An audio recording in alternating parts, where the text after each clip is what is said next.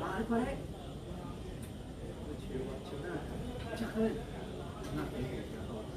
cigarette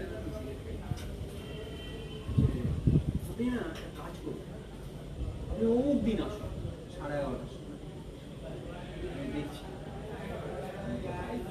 ঠিক আছে হয়নি হচ্ছে